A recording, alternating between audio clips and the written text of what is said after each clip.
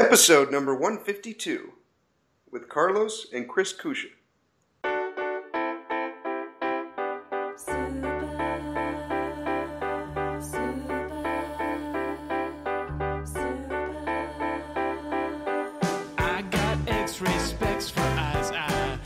Welcome to the Heads Up Poker Podcast. This is Steve Barton, and thank you for tuning in. I am here with Carlos Welch, and we're about to bring in Chris Kusha here shortly. So thank you for coming on, Carlos. Thank you. Always a pleasure. Yes, and we've got you for approximately 25 minutes, you said? Yes, at that point, I expect some hefty lady to come knock on this hotel door and tell me that I need to either leave or pay for another day. So, and her name will be Lupe or Gretchen? Exactly, because I'm in El Paso. So that's even more true. Right on. What now? You were out visiting family on the East Coast, right? And you're on your way back? Yes. So I'll be back in Vegas in 2 days. Okay, cool. Right on. You looking forward to it? I am. I'm just glad to have escaped the cold front that is sweeping the nation. Yeah. Normally I go through the middle or I should say like the northern parts of like Alabama, Mississippi, Texas. But they kind of got hit with a snowstorm. So I decided, I'll just take the lower route because I just took I-10 down through the south of the South, and it was a lot warmer down here. So I missed most of it, which I'm thankful for. Yeah. Good. Did you get to play any cards while you were out there, or was it strictly just family for the holidays? I did Cherokee right after Thanksgiving, and that was pretty much it. Okay. Cool. Yeah, I went out to Vegas. I played, each day we had like a few hours to play some tournaments, so we bought into these little low buy-in tournaments, fired like 4 bullets or something in 6 hours each day. And it was, like 2 one day, 2 the next. It was fun. Didn't cash in anyone. Made one final table, but unfortunately my jacks did not hold up to, I think it was 4s, the hand before, so I went there with half a big blind. Gotcha. Doubled up twice and then went out with I think 7 big blinds or something like that. But it was fun. That's something that I want to do is just take like $1,000 one day and then just play like 5 dailies or something in Vegas. Like I figure if I do that, I kind of guarantee myself at least one final table. And like, some of these events have like 50 to 100 player fields. Yeah. So that's something I want to do. It actually sounds like a lot of fun to me. It was a blast. I had a guy on the podcast 2 weeks ago, Andrew Pieper. I don't know if I think you met him out in. Yeah, I know him. Yes. Yeah. Very similar to you. Right. As far as bankroll, I mean, he's living out of a Prius. You live in slightly more comfort, I think, but he had an impressive story. He may have me beat when it comes to comfort because I think he's able to leave his engine running all night, and so he has like air conditioning. So he's kind of cramped, but the environment is the temperature is better. I have more room, but I'm like sleeping in 95-degree weather. So I don't know. It's it's a toss up on which of the two of us have the most comfort. Yeah, right on. Cool. Well, he talked about what do you call it? Playing a bunch of low buy-in tournaments. These $80, $100 ones, and he played enough. He figured, I think he said his hourly was like $25 an hour or something, and it was funny because like a week later, I'm out there with my family playing the exact same ones, and oh my god, dude! The rake is high, but the competition is just—it's unbelievable. It's amazing. Yeah, Tim Kelly, T-Twist from TPE, he likes to do that also. I want to say he played like 4 $50 tournaments and like final table 3 of them, and it's like. Sometimes there's like it's basically a sit and go. You know, Yes. it's Yes. like a two or like an 18 or 27-man sit and go. And then you go down to like the South Strip where it's more tourists like MGM and that area. Like you said, the rake is going to be high, but some of these people are playing poker for the first time. Yeah. Yeah. It's fun. It was fun. But okay, Chris is ready. I'm going to go ahead and bring him in now. Okay. Chris Kusha. Hey, how's it going? How the hell are you? Good. Good. What's going on, Thank you Chris? for coming on the show. I'm here with Hey, Carlos. Hey. So you're out in New York, right? Correct. Staten Island? Yep, that's it. A stone's throw away from Jersey? Yeah, pretty close. Although not going anywhere today. We got hit with some snow. Oh, Carlos is That's why escaping that. Yeah, that's why I'm currently in El Paso, Texas. Nice. Yes, I want to say it's 11:35 here, and I think it's 60 degrees. Oh, so jealous. Yeah. What is it where you are, Chris? How many inches of snow do you got, and what's the temperature? It looks like maybe only about 4 or 5. The temperature's not too bad. It's like in the high 20s, but this weekend's supposed to get down to like 15. It's just brutal. Yeah, negative 8 wind chill.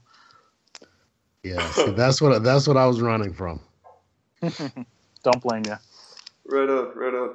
Well, fill everyone in, Chris. You're a math teacher, right? Yes, actually. So I've been teaching math at my local college for the past 5 or 6 years. Actually trying to get into something different. I've been studying actuarial science for the past couple of years. Okay. And currently looking for jobs in that field. Okay. Well, I was thinking mathematics is pretty appropriate for a poker player. Carlos can attest to that. Right. Definitely helps. Yes. Well, no, Chris actually does a higher level of math than I do. Okay. And so I don't know if his day-to-day math that he does at his job helps as much as mine. Like I taught basically 8th grade math, which is pretty much all you need for poker. But what discipline do you focus on mostly, Chris? What I'm teaching? Yes. Well, it tends to be remedial level classes. So it's the math is on like a high school level. So a lot of algebra. Okay. So it's a lot of the same things that you're probably doing too. You know what? That is so funny because I taught like in an inner city school, and a lot of my kids were not interested in math, and a lot of times they would not study for the test, and they didn't learn the stuff. And I would always tell them, I was like, either you're going to pay attention and learn this stuff now, or you're going to learn the same stuff in 10 years when you're trying to get your GED. Because, yeah, it's really Exactly. it's the same stuff. Same stuff. Yeah. Mm-hmm. Yeah. How did you get started in poker, Chris? That's a good question. There's a couple of things. My uncle used to like to play, and he would play with my friends and I. You know, just like 4 or 5 of us playing $5 little sit and goes. And then I also had an old friend who liked to watch it on TV, so we would watch it together, and kind of got me interested. And I'm a very competitive person, so once I started, I'm like, all right, I have to beat these guys. Yeah. You just want to win, huh? Right. Yeah, I feel the same way. No matter what the game is, pool, I don't know, a race in a swimming pool, like billiards, whatever it is. I just want to win. It's like something clicks in your brain, and then all of a sudden it's on. It's a game, and you want to win. Exactly. I like being good at whatever I'm doing. Yeah. And so you started online, and now you primarily play live, right? Yeah, actually, my start came in some of the underground games in New York that I just stumbled upon through coworkers at an old job that I had. They were like, "Oh, you like to play poker? Come jump in this game." And then And I just remember showing up to one of the clubs the first time, thinking I'm going to play a little tournament. They're like, "Oh yeah, let's just do $100 a man, and then we're going to play 5-5." And I was like, "Oh, 5-5." I got 20 bigs. Okay. Yeah. All in. No, $100 sit and go, and then a 5-5 no limit cash game after that. Oh, okay. I thought you meant the max buy-in was $100 to a 5-5 cash game. Yeah. It might as well have been the way the money flies in those games. Yeah, that is a pretty hefty first go at poker. Yeah, I was making about $10 an hour at the time. So. Yeah. That's awesome. And you've had quite a bit of success in tournaments. I looked you up on Hendon Mob.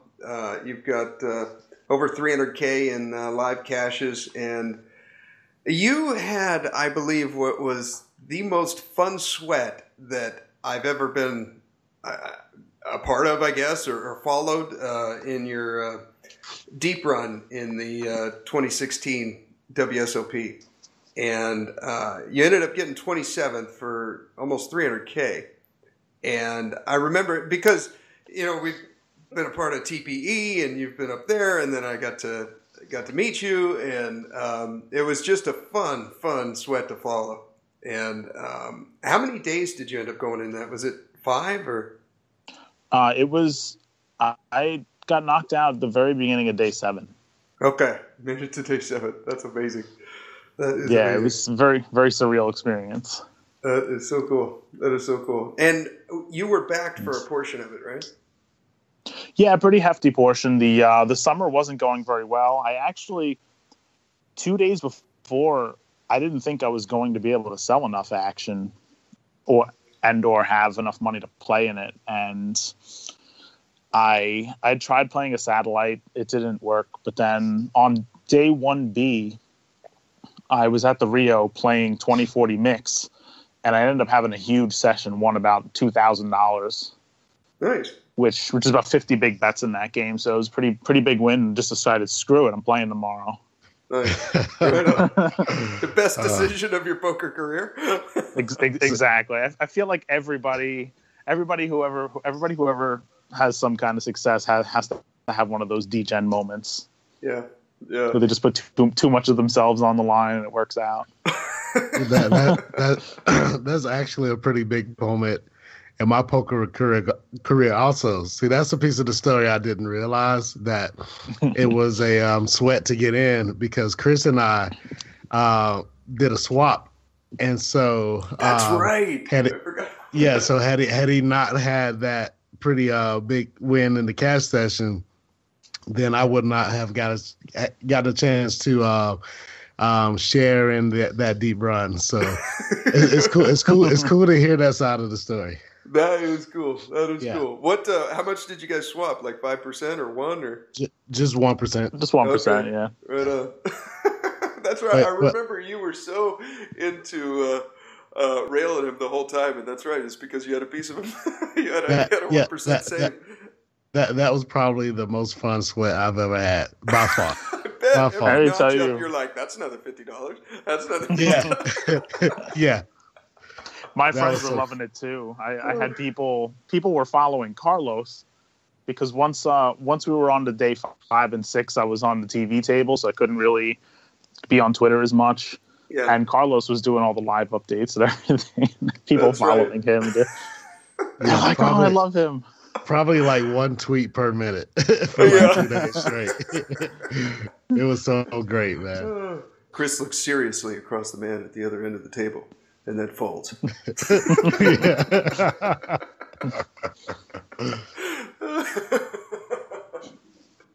Yeah, if only I had 280 characters back then, we could have really gotten some dialogue going. Oh man. Oh, that's great. Right on. So what's your regular schedule like, Chris? Do you wake up, go to school, teach, and then grind at night, or is it mainly on the weekends? Or I know as a teacher, I'm slightly jealous of your schedule, because when you add them all up, it seems like you work about 130 days a year. Well, at college, it would work a little bit differently. So, like the past semesters, I would I would get classes on like Monday and Wednesday.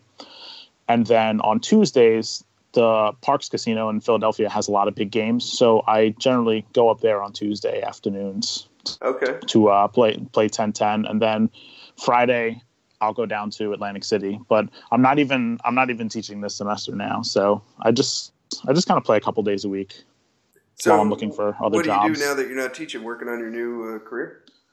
Yeah, I'm really trying to get my foot in the door somewhere.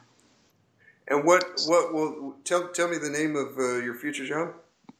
Oh, actuary. And what is that? They work in a variety of different areas: risk management. Some work in finance, insurance. Risk management, finance, insurance. Okay. What? Yeah. Can you put it in layman's terms? Some of the things they do can include pricing options, which I don't know how big you are into Bitcoin and everything, but that they just open futures markets for it. I mean, I don't really know a lot about Bitcoin myself, but the futures market for it, someone has to price the different options that are available. Okay. So things like that. Coming up with benefits packages, pricing premiums for things like that. Okay. I have you been dipping your wick into the Bitcoin market, Carlos? Me? Yeah, I got a little bit of Bitcoin, Ether, and Litecoin, and I think also Bitcoin Cash. So okay. I have a very small amount across a couple of different coins, but I use Bitcoin pretty regularly for depositing and withdrawing from poker sites. Yeah, me too. Okay, all right. This is. I'm really glad you're getting into this, Chris. This is cool. I just this week. A little background story, Chris. I bought Bitcoin 4 years ago at $420 or something. And awesome. Now you know where it's at. And from there, I've branched out to Ethereum, Litecoin, and all of a sudden, one day, I had Bitcoin Cash, and you probably did too, right, Carlo? Yes. Yeah, right. Now, within this last week, I got the guys at work talking about it. There's another guy at work that's really into it like I am, but he's into all the altcoins. And I started dipping my started playing with the altcoins this week. Got the guys at my station and everything to do the same thing. And we're playing around with like Ripple. What's another one? ADA is a neat one. Neo, Omizigo, OMG. Neo. Oh, I already said Neo. What's another one? Lumens. That's kind of a neat one. Do you know anything about those, Carlos and Chris? No, I don't go past like the big four, big three, whatever the big number is. Like when you start getting into like, oh, I have my OMG coins. Now I'm rolling my eyes now.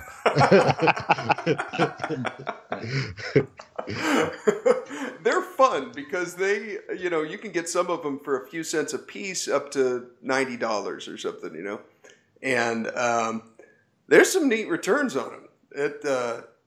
There's another one, MGT, Capital Investments. It's a stock option that you can buy. And so, anyways, you basically buy it right now. I think it's at $4.75. So you can buy stock in this Bitcoin, and then other people kind of invest it for you. So that's a neat one too.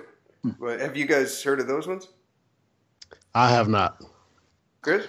No, me neither. I don't actually have any crypto, but it's been fun to watch. Okay.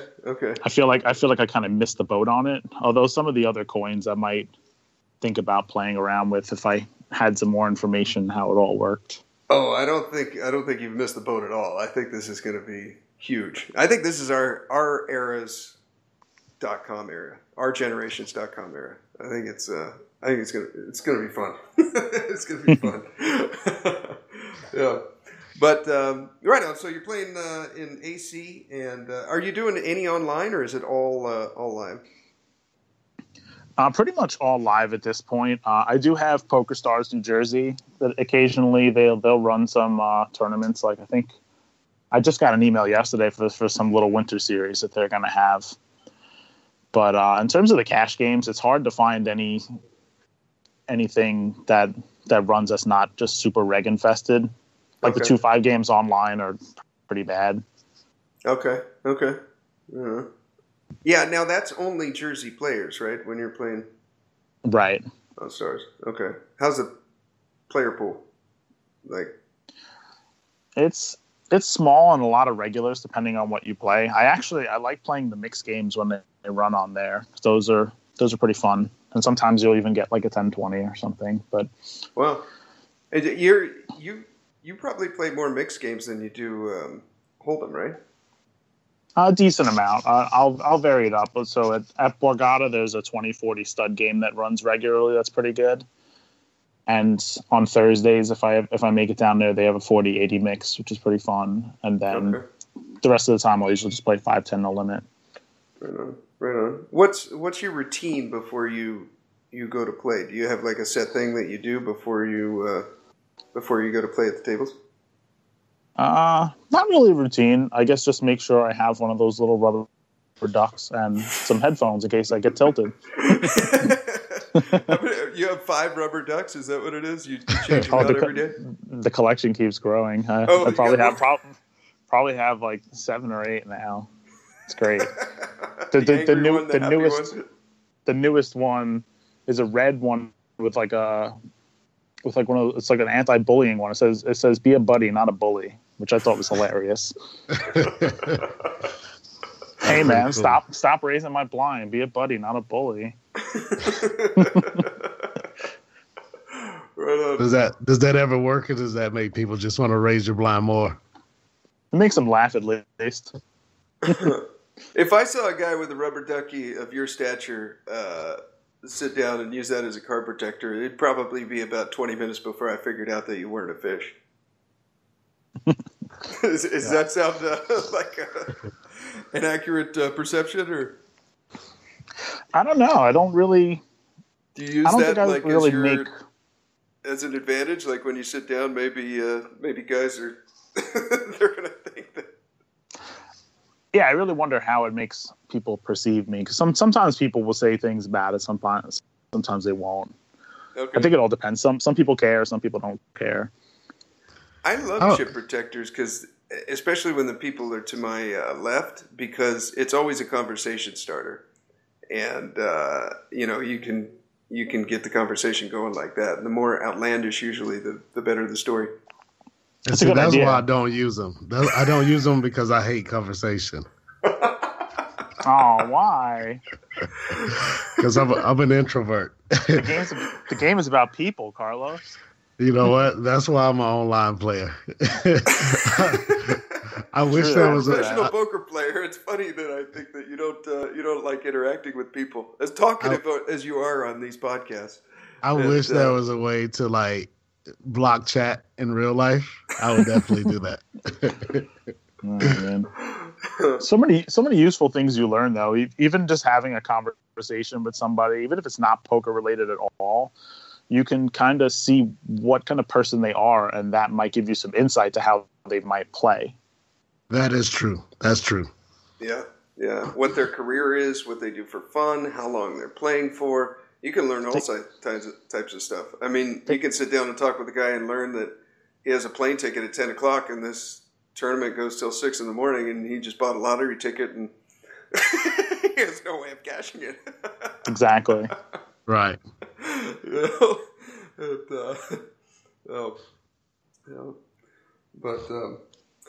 Let's see. Well, I've got a few strategy hands. If you guys are down. Yeah, sure. I think I'm gonna run out of time for the strategy session. Okay. Lupe's about ready to come in. Yeah. So I think I'll have to leave that part up to you guys. Okay, right on. Well, thank you for coming on, Carlos. This was a lot of fun. I'm glad we got a little update, and you're going to be back in Vegas here in a few days. And yes. I want to do an episode with you and Alan Kessler and you and Andrew Pieper. I think those would be interesting. Thanks for coming on, Carlos. You have a safe drive, and we'll be in touch.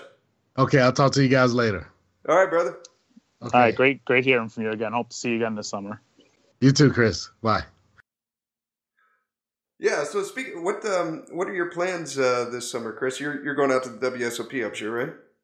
Really hard to plan at this point because it's really all contingent on if I land a full-time job. It might be hard to get a significant amount of vacation time. So I think my first priority is playing the main event. I had to skip it last year because my best friend was getting married and I was the best man, and it was that same weekend, and it was just going to be too much. Yeah. But I put out PSA to everyone else: do not get married that weekend. I will not be showing up, not missing this damn event again. Good for you. Good for you. At least my buddy won it this year, though. Really? You knew Scott? Yeah. No shit. Yeah, we used to we used to get rooms together for all like the Borgata tournament series and stuff and hang out. He's great. Is awesome. Great dude. Couldn't be happier for him to win. That is cool. That is so cool. Right on. What? I'll be damned. I did not see that one coming. What was it like when he was going through it? You were going through a wedding and just checking your Twitter feed like every 4 seconds while you're standing in front of everybody, or what? I did kind of keep it down during the reception. Actually, no. The wedding reception was on day 1A, so it was right before the main event started. Okay. So his run was afterwards. Okay. But yeah, it was one particularly funny moment because if you remember how I got eliminated from the main event, I 4-bet jammed ace deuce on the button into nines. Yeah. And the nines held up. Scott did something very similar with about 12 left, where he put someone in with ace deuce against queens, and he hit the ace to knock him out, and almost immediately texted me after. He's like, come on, dude, queens are easier to beat than nines. What were you thinking? That's awesome. I think I was needling him. I'm like, oh, it must be nice to actually be able to hit that one. That's great. But yeah, it was amazing. Yeah, that is cool. I bet his life has completely changed. Yeah. Yeah, that's cool. Right on. Well, got a strategy hand here. This strategy section is brought to you by Tournament Poker Edge. Let's get better at these things called tournaments that we all know and love so much. Join me at TPE. You can guess along, hope you get lucky, or you can stack the deck in your favor, watch the videos, form study groups with other members and pros, and know the correct play. I can't talk enough about Andrew's videos on there. He's got oodles of them. Hand reading, continuation bets, playing the big blind, value betting, getting your bets called, getting folds on your bluffs. It's all there at Tournament Poker Edge. Try the free videos, ghost the forums. It doesn't cost you anything. You get to try it for free. When you join, use the code HUP month, HUP quarter, or HUP year. Save yourself some cash. SYSC, man. Study and learn with other people that are just like us. It'll be the best thing you've ever done for your tournament game. I guarantee it. Chris and I are both there, and we watch the videos and learn and study. And Andrew's got a neat one on there right now. I don't know if you've seen it, Chris, but he's got one on the progressive knockouts. And I haven't yet, but I definitely will second your notion on Andrew's videos being amazing. I mean, if Tournament Poker Edge only had Andrew's videos, it'd still be worth the value. It would. And Assassinato, Alex Fitzgerald, he's been on the podcast. He's got some up there. I'm rewatching those for the second time, and this time I'm taking more copious notes. One of the big things that I learned from that series of videos, it was probably 5 hours worth of videos, and the main thing he keeps hitting on is position, big pots, superior hands, and heads up. If you can accomplish those 4 things in a hand of poker, you're just going to be printing money. It's good if you can get 3, 4 is the best. If you can only get 2, probably pass on that spot. I love TPE. It's such a great place. It's last week I threw up a best of episode, one from I don't know, probably 6 months ago, and maybe a little bit longer than that. And it's kind of neat for me to see my progression as a player, listening back on episodes like that. And it's like, I mean, some spots when I started this podcast, I'm like, oh my god, I can't believe I folded that. But you know, each time it's like, it's neat because you can see your progression as a player, and you know, just God, how much I've learned from that site. It's unbelievable. But anyways, I'll stop stroking it. Okay, got a strategy hand here, Chris. Okay, this is I played over Christmas. I went and played. We had I was out there with my family. My family lives out there, and you know, we're out there for Christmas, and we had 5 to 6 hours, 2 days in a row where we could play some tournaments. It was me, my mom, and my dad. And, you know, these are anywhere from when you got that window, $80 to $100 buy-in, you know. And so we played probably 4 of these little low buy-in Vegas tournaments with tourists drinking. And Okay. the rake is pretty high, but it's a lot of fun. And so we're in this spot. I'm curious what you would do. We're at, the levels are 200, 400. Okay? Mm-hmm. And early position. Now, the general feel of the table, I think this was an $80 buy-in. And the general feel of the table is loose passive. A few guys are drinking. Afternoon tournament, probably noon or 1 o'clock. And, yeah, it's like that. Very passive. Right. Early position, limps for 400. Middle position, limps for 400. Late position, limps for 400. And then the button, the guy on my right, he's got about 30K in chips. Average at that point is about 15. And he makes it 1,600. So he makes it 4 big blinds. And then we're in the small blind with Queen, and we've got 12K. So at this point, yeah, there's no annies in this tournament. That's how. Right, yeah, a lot of those don't. Some of them don't have any annies at all. Exactly, yeah. There's no annies in this tournament. So 3,400 in the pot. We got 12K behind. The guy to our right, the guy on the button, like I said, he's got a 30K. He's when he first sat down, I thought he was a good player because he made a move that clicked something in my mind, and I'm like, oh, this guy knows what he's doing. And then he proceeded to show about 5 or 6 other examples that he had no freaking clue what he was doing. And he was getting in, you know, all in spots with 40 bigs with ace-8 offsuit when there was no way he could have the best hand, you know, stuff like that. He's running really well, and he's built up a stack. So he makes it 16. We got Queen in the small blind with 12K effective. And the people that have limped, I don't put them on any. I think if I called here the 16, they're definitely calling the 16, all 3 of them behind me. If I 3-bet, I don't think any of them are calling. Right. Well, so one kind of important thing here is when you mentioned that this guy had gotten in 40 bigs with ace-8 when it couldn't be the best hand, was he the one who put it in, or did he call it off? Called it off. He called, so if we shove here, there's a pretty good chance that he's going to double us up. I think if we shove here, he's calling with probably in that spot, maybe, you know, ace-10 plus and probably 7s plus. And everything else, I think he's probably dumping. King-queen suited might be a stretch. Yeah, because what's tough about if we call, then we're going to be out of position in a 5-way pot where it's going to be very hard to figure out where we are. Yeah. Especially if an ace or a king flops, it's going to be very tough to proceed. Yeah. I mean, making a smaller raise could make sense too, to kind of push out the limpers and, you know, isolate our villain here. But I don't even hate just getting it in if he's going to call lighter than he should. Okay, I was torn in this spot because I thought this would be a great spot to shove, like you're saying, because although he's probably, I don't know, folding half the time or so, I don't think any of the other guys are calling unless they were getting cute and limping aces or something, you know. But I really don't think they were. You know, I never got that vibe at all. It felt to me like, ooh, ace three of hearts, and they call or whatever. You know what I mean? Like a hand like that. Yeah. When the limpers were coming in,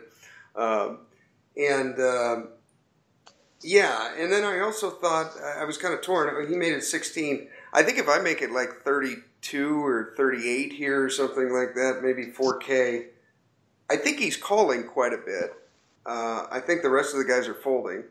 But then, like you said, you know, we've got 8K left in our stack, and there's going to be like 8K in the middle. What do we do when an ace or a king flops? And I don't know. I think we're just kind of we're kind of stuck with it at that point. If we're, I mean, I'm pretty sure we're looking to get our money in against this guy, and if we put ourselves in a position where we're going to have one pot in the stack or less, it's be tough to get away from. Exactly. Yeah. And then also you have to consider the worst case scenario. If we shove and everybody folds, we pick up 3,000, which is 25% of our stack. That was the other part that that's still a pretty good outcome. Yeah, that's what eventually I ended up shoving, and eventually what made me shove was I realized there's 3,400 out there, and you know, winning almost 9 big blinds, winning 8.5 big blinds with pocket queens in the small blind is a pretty damn good outcome. If somebody told me every time you get pocket queens in the small blind you're going to win 8.5 bigs, I would be super fine with that. You know what I mean? Exactly. Okay. All right. Yeah, I shoved there. Everyone folds, and then I was debating if it was better as a smaller 3-bet, but like you said, the stack to pot that at that point is going to be 1-to-1. There's no way you can fold. Yeah, it's just too shallow in these things, and it's also good to cultivate an image of someone who looks like they're not afraid to get it all in, because you can just kind of run over people in these things, especially when the stacks get really shallow. Yeah. Okay. They kind of just think you're crazy and they don't want to get involved. Yeah, exactly. Okay. I got another one here that's kind of interesting. I'm wondering. Well, I'm not gonna tell you what I'm thinking because I want to get your first thoughts. But okay, so this is earlier in I can't remember if it's the same tournament or a different one. But blind levels are 50, 100. And we've got 10K. So we've got 100 big blinds. Under the gun +1 makes it 300. So he makes it 3x. He's a guy in his 40s, pretty active. I could see him doing that with like suited aces under the gun. He'd done it with like. In earlier position, I saw him raise with King Jack offsuit, which I thought was kind of loose from where he was. So I think he's pretty wide. Middle position calls, small blind calls, and then we're in the big blind with 3-5 of diamonds. So the pot at this point is 1K. It's 200 first call. We're getting 5-1. Are you always flicking in the 2 black chips there? I think against these opponents, I'm seeing a flop 99% of the time there. Yeah, okay. I couldn't picture myself folding. If they were offsuit, I'd dump them, but suited like that, it's not in me. Yeah, because we're going to be able to get paid a lot when we do hit hands that we're going to hit. Yeah, okay. All right. Okay, so we got 12K in the pot. The flop is... ace, king with the ace of diamonds. It's a rainbow flop. What are you thinking here? 1,200 in the pot. We got about 10K in our stack. We're first. Yeah, we go first into 3 opponents. I'm probably just checking. Okay, me too. I didn't see any reason for donking there, but okay. So we check, big blind checks, original razor checks, and then middle position checks. So it checks through, which is probably about the best thing that could have happened. And then on the turn, we get the 6 of diamonds. So now it's ace, king, king, 6, ace of diamonds, 6 of diamonds. So we pick up a baby flush draw, and it's on us. I'm sorry, it's on the. I jacked up before. We're in the big blind, so the small blind checked before, and now on the 6 of diamonds turn, the small blind leads out for 500 into a 1,200 pot. It's kind of tough. I mean, even though picking up a flush draw, I don't really love this situation. Like, there's not. I think if we raise, there really isn't. Like, are these guys going to fold an ace? They're definitely not folding a king. We're going to get action from better flush draws. I mean, it sounds pretty nitty, but I might just toss it. I think that's the move. I do. I think the move right there is folding, and this guy's leading out into. He's leading out into 3 opponents. Yeah, I mean, he has all kings, all aces in his range, all flush draws, pairs better than a 6. I think the move there is folding. Yeah, I agree. I mean, we're gonna have some king X diamond. We're gonna have a lot of suited kings there ourselves. Yeah, and we'll probably have some better flush draws that we could continue with. Yeah. Okay. I think so too. With the 2 guys to act behind me now. If we were just heads up and they were out, you like to call there, right?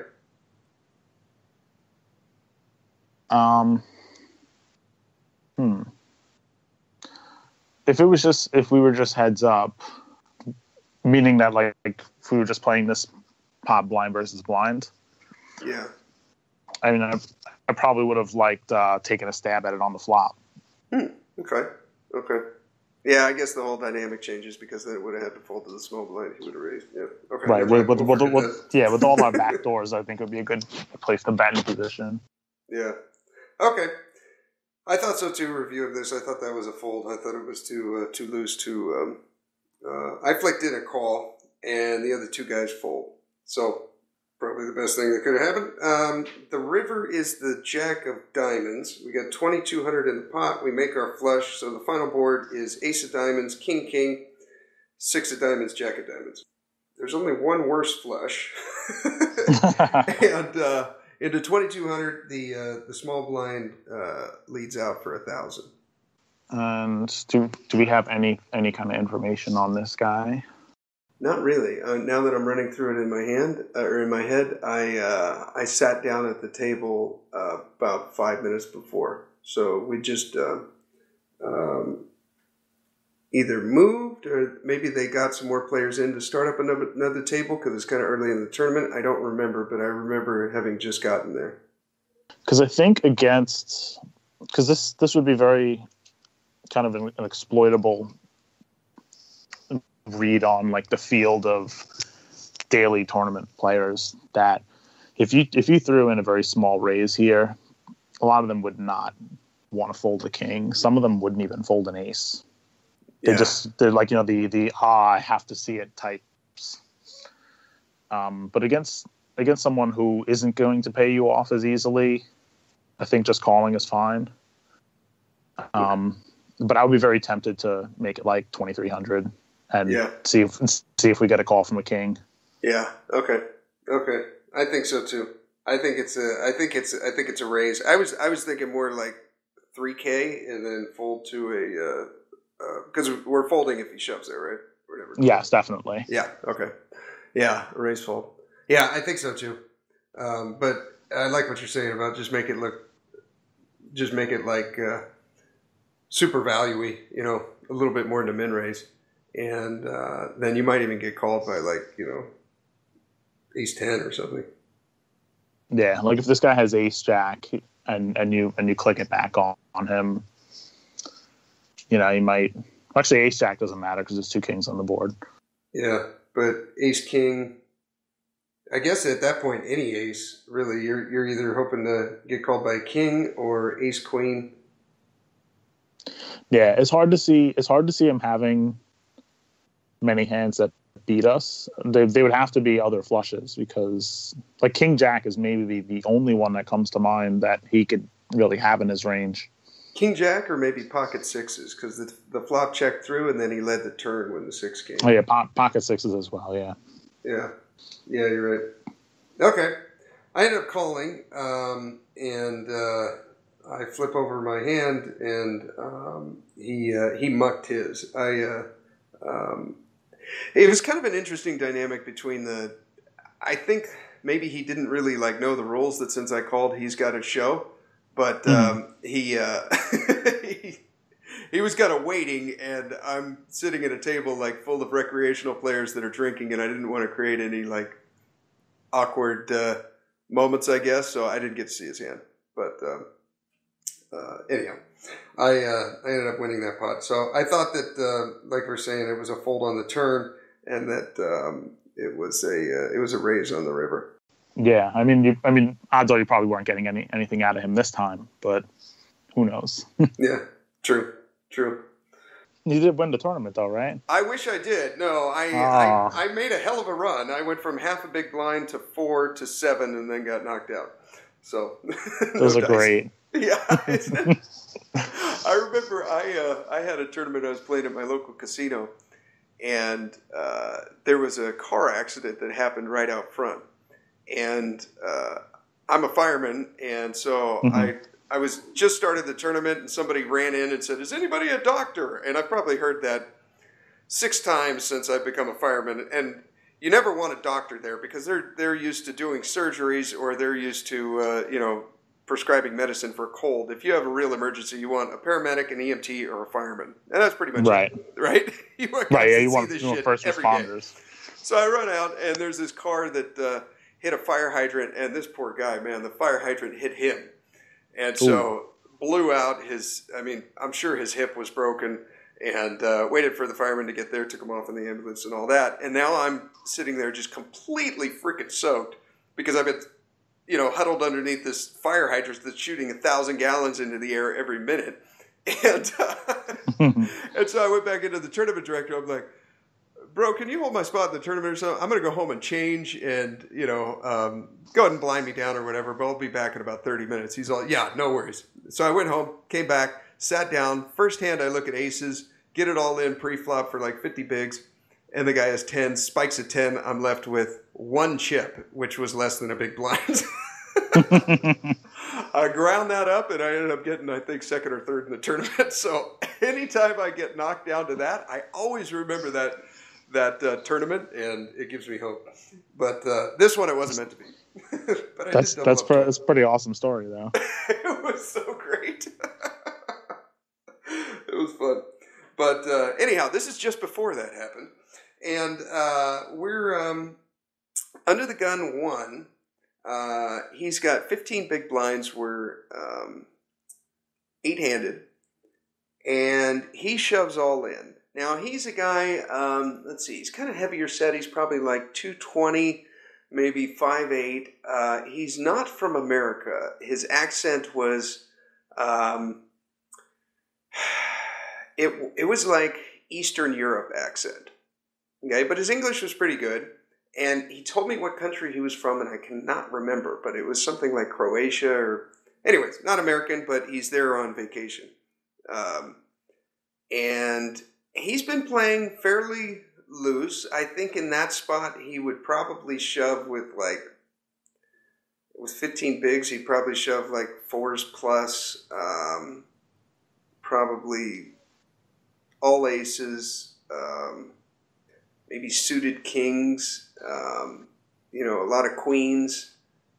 And this is still with no antes, right? This is with no antes, yeah. That's a really loose range to be shoving under the gun. I think so. Under the gun +1, but he's maybe I'm being results oriented, but yeah, he'd made a couple other marginal shoves, and I'd seen that they were pretty loose. But since then he's doubled up, and now he's got 15 bigs instead of 8 what he had before. So I don't know. So anyways, that's the range I give him. Middle position is a short stack. He's got 2 big blinds. He tosses them in like, oh, what the hell? And then the small blind, who was from the first hand, the guy that called off light with ace-8 off, he calls for 15 bigs. Now, he's got about 40 bigs in his stack, so he's still the big stack. Mm-hmm. And we've got ace of diamonds, queen of diamonds. We got ace-queen suited in the big blind when it folds to us. Oh, man. How many bigs do we have? We've got 15. We've got almost exactly the same as the original guy that shoved.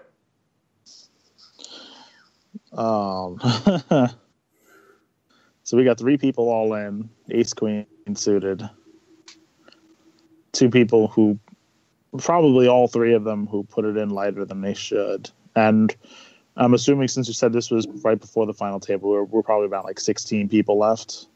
15, 16 left. Something like that, yeah. Yeah, I think it was like 7 and 8 at one table, or it was about like that. Oh, man. Like, I would just hate being in this position. I mean, first thought says to fold, but with these guys playing so wide, it's hard to. Right? The 2 big blind stack doesn't really matter. Right. Then we're playing for 13 effective. Yeah, it's this guy moving in. I mean, if he was shoving like more what he was supposed to be shoving, then I think we can. I think we can fold once the button calls. Once the big stack calls. Yeah. I think we still might be able. I mean, there's kind of 2 things at play here. One is that we have no antes, so we have more time to get a better situation. Yes. But also, these things are generally like 15 or 20-minute blind levels, so very, like our 15 big blinds will get chopped down very quickly anyway. True. It was 20-minute levels, and they did not have card shufflers, so yeah. You're seeing like a button rotation and a half until the blinds go up. Yeah, I think I think it's very close. I think I could lean towards folding only because in these tournaments you can often get shoves through very easily, and we could probably pick up chips in less risky spots. Like, I think we have a good enough hand to maybe call here. Like, I think it's pretty close, but I don't think we need to take a very close spot in a daily tournament. Like if these were all tough players, it'd be a different story. Might want to gamble. Yeah. But I mean, I wouldn't hate a call, but that's kind of where I'm at, I think. Your first instinct is folding. I think it's like a fold and regret it, probably. Okay. Well, you called that one pretty accurately. Yeah. I thought for a long time, and I was like, God, I mean, I know the big stack to my right. I saw the ace-8 hand and several others that I'm like, oh my God, what's he doing with that? And, the 2 big blind stack doesn't matter. And I'm like, am I really folding ace-queen suited here? Like, I feel like ace-queen off. Okay, yeah, I'll just toss that and just walk away from the table and come back after the hand's done. The ace-king is that's a no-brainer. Right, but yeah. The ace-queen suited, I felt like it was right there.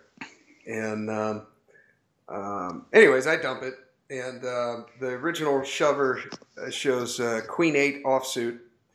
And then the 2 big blind stack, he had pocket 8s. And then the guy to my right had king-queen suited.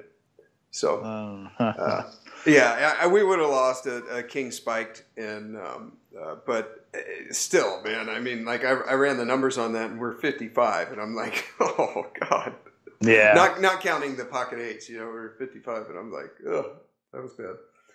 But I don't know. Yeah, like the tough thing is you can get into situations where you can be blind versus blind, and because I've played some of these tournaments before, like when I was first starting, and there have been spots where like I would shove 6-5 suited, blind versus blind, for like 10 bigs, and the guy on the big blind would turn his hand over. You'd have like ace-6, and it'd be like, I'm going to get you one of these times. You know, like stuff like that. Yes. Where you can just so easily get chips. That's like, because like I said, it's about a flip, but like, do we need to flip against these players? Yeah, true. Not really. True. Okay. Yeah, there was a lot of those. They have no idea for calling ranges. And after the first tournament I played, I remembered that I had to adjust what my perception of fold equity was and adjust it for what their perception of fold equity is, which is something like 6 to 7 big blinds. Right. You know, I mean, I saw a guy shove, I think it was 3.5 bigs, and the big blind folded. He didn't show what he had, so I guess there's a few hands in there that I don't know. I'm trying to think 7-2 offsuit, like, but I mean, just like, yeah. If there's you'd be surprised. I saw someone fold his big blind to like a just under 3x shove in a $3,500 tournament. Really? Yeah. Wow. I was just like, I'm just sitting there. I'm like, wait, did that just happen? Why? Why? That's awesome. And the only difference is in that tournament, nobody said anything. Like everybody's just like, okay. All right. Well, I like this table. Yeah. Poker is not dead. No, especially not in tournaments. True. Well, I got one more that I don't know. This one, anyways. Okay, the blind levels are 200, 400. There's an old man under the gun, and he's limped. I'm trying to think if I've seen him raise, actually, because I know he limped ace under the gun, and then there was like a raise and a re-raise behind him, you know, a raise or a shove or whatever, and then he called me at aces, and I'm like, note to self, okay. It's always nice. Yeah, and so he limped under the gun. Now, I'd seen him also limp with, like, he was playing probably, I don't know, from all positions, maybe 35% of hands, something like that, so he likes to limp a lot, you know, all the suited connectors, any ace, stuff like that. So not positionally aware. The old man limped under the gun, and let's see, middle position limps for 400. The small blind calls 200, so there's 400 in there, and then we're in the big blind with king of spades, 7 of hearts, so king 7 offsuit. So we check. And there is 1,600 in the pot. No, there's 1,200 in the pot. There's under the gun limped the old man, and then it folds to the small blind who completes 400. We're in the big blind with king 7 off, and we check. So 3 players, 1,200 in the pot, and the flop is ace of spades, 4 of spades, king of clubs. So we got second pair, bad kicker, but we do have the king of spades. And okay. Small blind checks. I don't really see a reason to bet right now. If we're ahead, we don't really have much to worry about, and we're never getting an ace to fold. True. So I think probably checking the way to go. Okay. All right. We check. So small blind checks. We check with second pair, and then the original opener makes it 1,000 into 1,200. Yeah. And I'm assuming the small blind just folds. Sorry, yeah, the small blind folds. Yeah. So we have a guy who plays very passive, and then he almost pots it on the flop. Yeah. I'm probably just gonna throw it away. Okay. Unless, yeah, because I mean, people who play very passively and then get aggressive, they usually have a reason for it. Yeah. Okay. All right. I did the same thing. He bet, and then I folded. A part of me was like, is this a donk lead? Because we have the backdoor nut flush draw. We got second pair. Like you said, he's never folding an ace. So if he does anything but fold there, then we can pretty much put him on an ace or a better king. But yeah, that's kind of the reason to check. Yeah, I think if I was going to lead, I'd probably rather lead something like Queen 10 or Queen Jack with a spade. Mm-hmm. Okay. And I'm not sure like how many aces we're going to have. Like I'm definitely going to continue if we have an ace.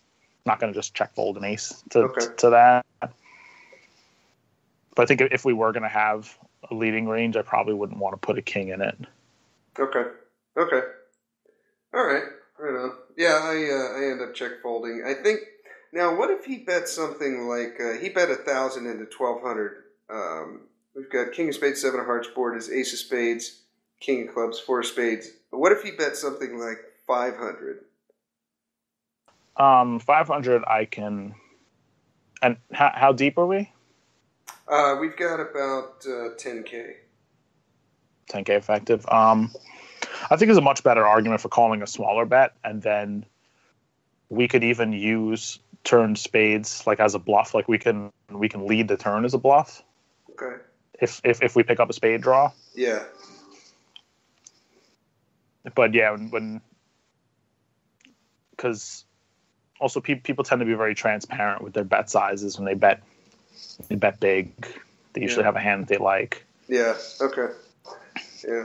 Yeah. I remember thinking he has an ace here. And, yeah. Yeah. Okay. I think you're right most of the time. Yeah. Okay. Yeah. We started with 10,600, so we started with 26 and a half bigs, and so not like super deep, not real shallow, but yeah. Okay. All right. Cool. Right on. Well, do you have any hands? I have two that I thought of that could be interesting. I'll let you choose. Okay. We have one that's a like a bluff catcher and one that's a bluffing spot. This is interesting. Let's do. How about the bluffing spot? Okay, so this was actually I just played this on Tuesday. Okay. I just got moved to the table, and the guy on my right, he'd been pretty active. I think he was probably just picking up hands. Like he was in the last few pots coming in for a raise each time. So this is 10-10 no limit. Okay. And the stacks are about 3,000 effective. So we got nice 300 big blind poker going on. BBs. Yeah. So the under the gun player limps in for 10, and he was one of the weaker players at the table. And this guy to my right, he's under the gun too. He raises to 50, and we look down at ace king immediately after him in middle position. Okay, middle position, hero, ace king. Offsuit? Offsuit, yeah. Okay. All right. What the guy to your right that made it 50? What's he like? I've actually never played with him before, but he seemed to be in the last like 4 out of 5 hands, and like I said, he could either just be picking up hands, or he could be pretty active. The guy on my immediate left was also someone who was very active. He was involved in a lot of pots. He liked to play in position. And so I think that flatting is generally a bad idea with someone like that behind me who's going to make life difficult for me. Yeah. Okay. Okay. So I raise, I make it 160, and everybody folds except the original raiser. Okay. And the flop comes Jack 3-5 with 2 clubs, and we have the king of clubs. Okay, we got the king of clubs. Do you remember if it was the jack that was a club, or? It was the 5. It wasn't the jack.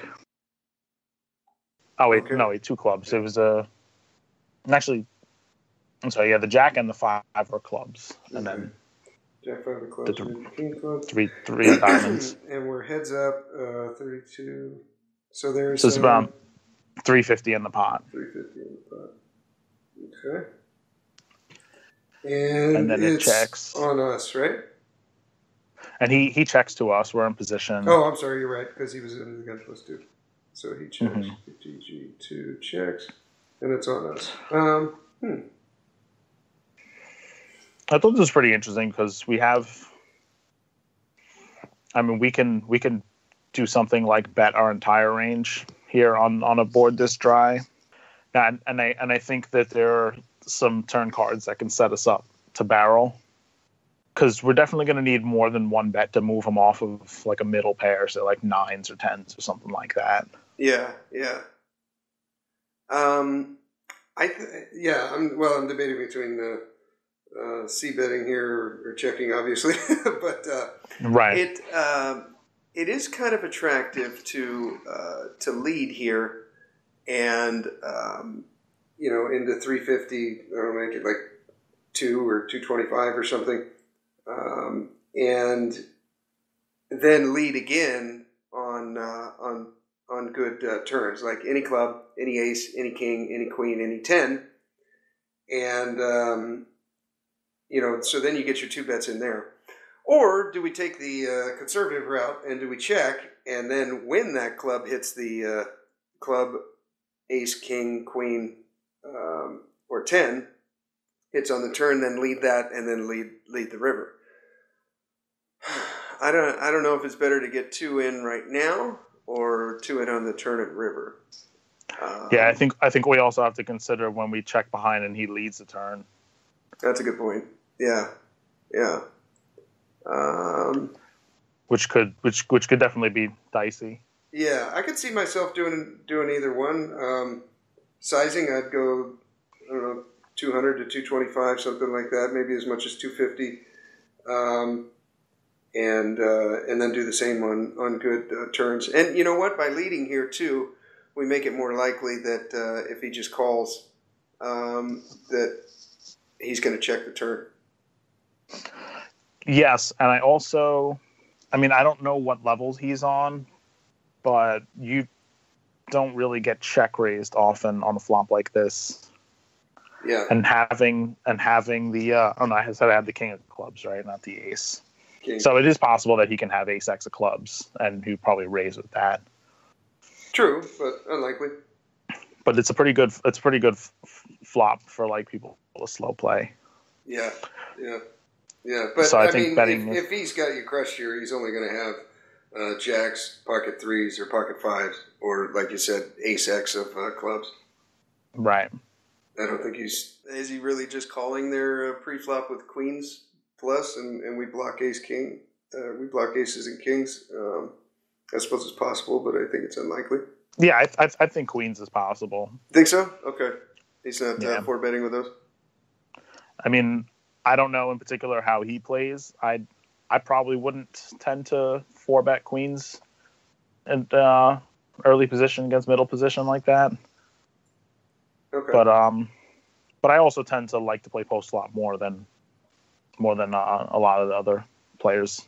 Yeah. So I did go with a bet. I bet 200. Okay. And he thought about it for a little bit, and he called. Okay. Turn, we get the queen of clubs. Oh God. with 750 in the pot. Perfect. And he checks again. Okay. So we're firing. Sizing here, I'm gonna do. You said you guys are 3,000 effective. Yeah. And this is where I think this is probably like the worst of the decisions that I made here. Let's see, TG checks, and it's on hero. Sizing. We bet 200 on the flop. I'm thinking like almost pot here. Yeah, like I think in hindsight it should be like anywhere from like 700 to 1,000. Yeah. Maybe I was gonna say even pot like or a little bit more. Like overbet the turn. Yeah. I kind of like that move. We got so much equity, and I think he's folding so often here. Like it's even, yeah, it's like it's hard. It would be hard to call ace jack here unless it was ace jack with the ace of clubs. Yep. Yeah. And he's like, dumping nines, tens, eights, all that stuff. Right. I guess in game, what I was thinking was that I wanted to make a bet that he was going to just fold tens through sixes too anyway, and I'm thinking that I didn't need a very big bet to do that. But at the same time, it doesn't consistently tell like the story of the hand I'm trying to represent. Yeah. So I think I made a pretty big mistake here, only betting 450. Yeah. Okay. Well, I'm glad I'm not the only guy on the show that's made a mistake here with the strategies. Right on. And he calls pretty quickly, like much faster than he did on the flop, which had me a little bit worried that he definitely liked the turn in some way. Yeah, that speaks, at least to me, when I see that, it's like a made hand, or like you said, the maybe a made hand with the ace of clubs. Yeah. Okay. So the river is a red deuce, so nothing for us, and we have 1650 in the pot, and he checks again, and it's like, do we fire? And I think we have probably like 2200 left in our stack, and then the question is, do we follow through or not? Yeah. We're beating like nothing, right? Nope. We're never winning if we check. Yeah, we're never winning if we check. Darn, that's tough. Do we win if we bet? This was like my hand that I said with the 3-5 of diamonds, where the decision was to fold on the turn, and like, okay, well, we didn't do that. Now we're in this even worse spot here. What do we do? Yeah, exactly. Oh man, I don't know. Okay, the fact that he called that so quickly on the turn, I kind of feel like, I think he's still folding, tens through sixes on the turn. I don't think he's calling that. At least not often at all. Like, even if he's got one of those clubs, he can't feel comfortable with drawing to a 9-high flush. I think his range here is so ace of clubs heavy with like a jack or a queen. He could have no, he can't have. I was thinking king queen with the. I'm probably just giving up. Yeah, I did. I thought about it a little bit, and then I thought I can't really see too many hands that he got to the river with that are going to want to fold. I mean, ace jack is probably one of the few. Mm-hmm. And so I did give it up, and he just snap flips over pocket jacks. Wow. Okay. So just we were not winning this hand. Well, it sounds like you lost the least. I just mocked him and went, whoops.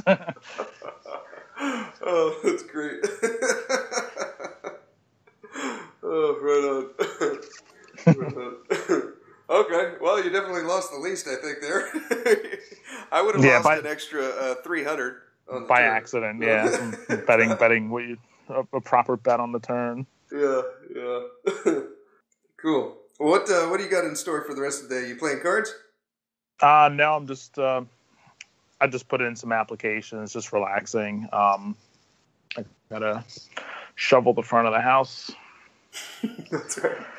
Lots of fun. I've been able to do that since I was a kid. Lots of fun stuff. We'll see what happens for tomorrow if I can get out anywhere. Okay. Yeah, the one of the tougher things since moving up has been, if you play 1-2 or 2-5, you could generally find games anytime, but the 5-10 tends to be specific places at specific times. Yeah. Do you have a text group that you're on, or do you just call the casino? Or no, I just they'll mostly run during the weekends, but I know Parks in particular, on Tuesdays, has their games. So I just know to be there on Tuesday, and then on the weekend, Borgata usually will have games running, and if they don't, they'll have limit games worth playing. Okay. Cool. Right on. Well, thank you for coming on the show, Chris. This was fun. Oh yeah, thank you for having me. It's been a blast. Right on, brother. Well, I wish you the best with the snow and getting out, and maybe the next time we have you on, you'll have a whole new career. Yeah, wish you luck with your nice warm weather too. Thank you. I'm enjoying it. I'm going to go up to, there's a local casino out here, Chumash Casino. It's about an hour and a half away or so driving, but I'm going to fly my plane up. I got a little Cessna plane. I'm going to fly up there for the weekend, play a bunch of cards. They got cash games, and they got little tournaments on the weekends. Actually, they got a big one on Sunday. I'm looking forward to that. All righty, Chris. Well, you take care, and thanks again. You too. Take it easy. Bye-bye. I got supersonic speed that I used to run to you. I stretched my arms for miles and miles. Well, that was fun. If you want to follow Carlos, you can on Twitter at HipHop101Trivia. Or if you want to follow Chris, you can at Too Busy Winning. Little update on Poker Mania. I talked to Scotter, the owner, and got a little more details. What turned out was the IRS, they contacted him and they said that you need to pay more taxes, and he talked to his lawyers and they basically shut the site down. And what he did was he teamed up with another one, 64spades.com. It's a layout a lot like America's Card Room. You can deposit using crypto, Bitcoin, Ethereum, Litecoin. He accepts them all, even PayPal or a credit card. I'm going to go play right now after this podcast. I haven't. I just got all signed up on there yesterday and got home from work today, and so this afternoon is going to be spent on 64 Spades. So what you can do, Scotter, I think he's contacted you guys already. If he hasn't, he will very soon. And he can either, those of you that were with me on Poker Mania, he can either get you, he can send you a check or put it in your bank account for the balance that was on there. Or you can do what I did, and I just moved over. I had $1,106 on there, and I just moved it straight over to 64 Spades. So if you guys want to play on there with me as well, you can use the code HUPOKER, just like Elliot Roe, and that'll get you your rakeback, and I'm getting my rakeback as well, and that's our code. I think I may have Scotter on the podcast in the future. He's very interesting because I hinted on it a little bit, but the guys didn't seem to want to talk cryptocurrency. But I remember when we had Mark the Bitcoin guy on, we got a question about what MGT Capital Investments is. And Scotter does that. And what it is it's basically the stock market for cryptocurrency.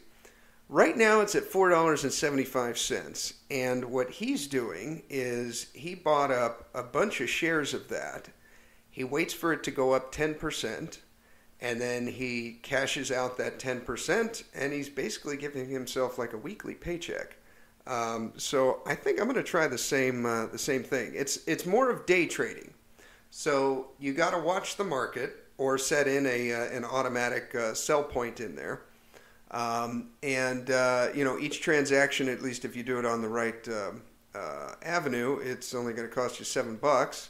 If you guys are curious about that, you can email me. Just go to headsuppoker.poker and click on the submit a hand, and I'll get the email right there. Or go to headsuppokerpodcast@gmail.com, and I can give you all the details about it. I love talking cryptocurrency. So I think I'm going to try that. I'm going to put a sizable investment on MGT, and I'm going to play the day trading game with this. Scotter's doing it with $15K, and he's getting about $1,500 a week. So I'm going to fart around with that. I think it'll be fun. Got Elliot Roe. Don't forget to get your free 7-minute tilt buster. You can put it right on your phone. You listen to it before you play, and you'll just feel the tilt melt away. What he does basically, plants this idea in your subconscious to take a deep breath and then let it out, and you'll find that you do when you take that bad beat at the table and you're ready for a system reset, and you just go right to it. So if you get one of his MP3s, use the code HUPOKER, just like with 64 Spades. All the links are in the show notes. Thank you for tuning in, and here is your weekly motivational speech. Let me just say this very clear so everybody gets it through their fucking dome. This is the greatest year to ever be alive in the history of mankind. If anybody has ever achieved something with 2 alcoholic parents, that's the blueprint that you can follow versus looking the other way. Life is binary. It's either offense or defense. You are either sitting in your seat right now on the offense or you're not. There is no half pregnant, there's no in between. You're either this or that. Do I believe that there is suppression around? Of course. But at a macro data, health, life expectancy, how much hate and negativity actually is in the complete world versus this is the best. We have it the best. And all I see is people sitting around and dwelling around dumb shit around what they don't have instead of focusing on what they do have. My friends, the internet is a miracle. Because where do you think the world's going? I love when, I have 2 young kids now, and I love all these parents like, Gary, you're into this social media stuff. This is terrible, right? I'm like, no, Dick, this is the best. Because I'm like, they're like, but I'm gonna tell my kid to spend less time on technology. I'm like, why? What world do you think your kids are gonna be living in 20 years? 3 keys to a breakthrough. Think of the area you want to have a breakthrough in right now. Your body, your money, your relationships, your career, your business, your joy, your happiness, and let's look at what your choices are. First element, there are 3 S's for a breakthrough. First element most people are looking for is they're looking for the right strategy. But more often you're missing the number 2 thing you need, and that is the right story. Because the story you have about your life, about your business, about the area of your life that's not where you want, the area you're breaking through, your story is what's making you be stuck. What's a story? It's a belief that you tell yourself over and over again, like, I don't know what the salt is, I don't know what the salt is. You tell the story so often you believe it. In fact, write this down. The only thing keeping you from getting what you want, is the story you keep telling yourself about why you don't have it.